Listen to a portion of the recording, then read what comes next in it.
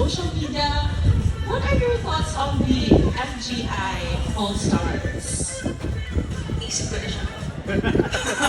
Thoughts ko, nasa thoughts ko na siya. Hindi ko nga lang share joke. Grabe naman. Teka, ano ang kilikili ko? Ano ba? Graduate na siguro. Auntie na ako. Ano ba yan? Bakit yung may naisip na kailangan ko sumali? Friend, ang tagal ko nag-graduate sa pageantry. Wait lang, wala akong budget.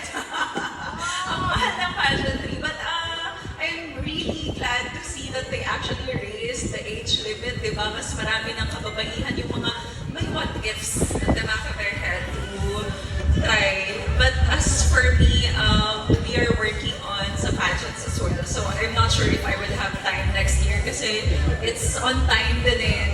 Early next year din namin work on yung Mr. Grand International that I'm a part of.